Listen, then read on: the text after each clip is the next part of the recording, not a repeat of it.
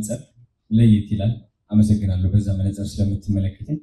እንደ ሁላችንም ይህ መነጽር ተጠቅመን ሌላ ሰውን ማየት ብንችል፣ ፖዚቲቭ የሆነውን ነገር ማውጣት ብንችል በጣም ብዙ ሰው ይቀየራል ብዬ አስባለሁ ማለት ነው። እንግዲህ አንድ ጥያቄ መጣው ሜሪም ኦኬ ስግጥ በውጤታችሁ ደስ ቴንክ ዩ ሶ ማች ያ ስግጥ ፍምስ ለሁሉም ነው። ተማሪዎች በትምህርታቸው ሰግጠው በውጤታቸው ነው የሚፈምሱት። ከማን መሀል ነው የሚፈምሱት? አስተማሪዎች፣ ወላጆች እነሱ ከሚማሩ ማለት ነው። ስፖርተኞች ስግጥ ግብድ ነው የምንለው። ሰግጣለህ ትገብዳለህ። እንግዲህ ስግጥ ብለህ ከሰራህ አመጋገብን ከተከታተል ኦፍኮርስ ነው። ስለዚህ አይ ቲንክ አሁን አይዲያው ገብቷቸዋል ብዬ አስባለሁ። ለዓላማ ግን መያዝ ነው፣ እንደዚህ ጨብጥ አለመልቀቅ ነው እና ቴንክ ዩ ሶ ማች። ሌላው ደግሞ ለምን ሁለት ተወዳዳሪዎች እያሉ ለምን አቅማ የተመረጠ ነው? እኔ የአፍሮ ሀብ አምባሳደር ብቻ ሳይሆን የአፍሮ ሀብን ባለቤት ነኝ።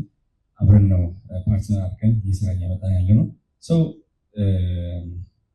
አይ ቲንክ መልሴ ነው አጭር ነው ብዬ አስባለሁኝ። እናም ሌላው ጥያቄ ነበረ መሰለኝ የስግጥ ፍምስ ቱር በጣም ሲምፕል ነው። ኮንፊደንስ ነው፣ በራስ መተማመን ነው፣ ክሪኤቲቪቲ ነው፣ ኢንተርናሽናል ደረጃ ማሰብን ነው። ቬሪ ሲምፕል። አዲስ አበባ የተለያዩ ከተሞች እመጣለሁ፣ ቀውጤ እናደርገዋለን። በእርግጠኝነት እቺ አገር እነዚህ ወጣቶች ኢንተርናሽናል ይሆናሉ፣ በአፍሪካ ደረጃ ይታወቃሉ። በዘፋኝ ብትሉ፣ በኤኒ ሙቪ፣ በክሪኤቲቪቲ ደረጃ እኛ በደንብ እዚህ ፈምሰው አፍሪካ ውስጥ ታውቀው እኛን አስጠርተው ኢንተርናሽናል ሄደው እንዲወዳደሩና እንዲያስጠሩ ነው የምፈልገው። ይሄ ደግሞ በጣም ሲምፕል ነው ብዬ የበለጠ ኢትዮጵያን ኮንተንት ክሪኤተርስ ይሆናል። የኢትዮጵያ ሰዎች አብዛኞቹ ማለት ነው ኢንተርናሽናል ማድረግ እንፈልጋለን በክሪኤቲቪቲያቸው በፈለጉት ነገር። ይኸው እንደምታዩት ይህ የሚያምር ሎጎ የተሰራው ማለት ነው በክሪኤቲቪቲ ነው። ግን ይህ የሚመስል ሎጎ ለመስራት አንደኛ በራስ መተማመን ያስፈልጋል፣ ኮንፊደንሱም ያስፈልጋል። እኔ እሰራዋለሁ የሚል ማለት ነው። እሷን እንፈጥራታለን፣ ክሪኤቲቪቲ እናሳድጋለን። ሰው ነፃነት እንዲኖረውና ወጥቶ በራሱ የፈለገው ነገር ክሪኤት እንዲያደርግ ነው ዋናው ዓላማችን። ከዚህ በላይ ደግሞ እኔ አሁን እንደ አፍሮ ሀብ ምን እያደረግን ያለ ነው? አይሾው ስፒድን ወደ ኢትዮጵያ ለማምጣት እየሰራን ያለ ነው። ይህ በጣም ደስተኛ ያደርገኛል። አይሾው ስፒድን ለኢትዮጵያ ሙሉ ወጣቶች የበለጠ ሞቲቬሽን ይሰጣል ብዬ አስባለሁ። ተጽዕኖ ይፈጥራል ብዬ አስባለሁ።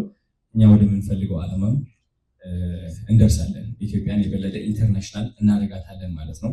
አፍሪካም አጠቃላይ ነው ብላችሁ እና በጣም ደስ ብሎኛል።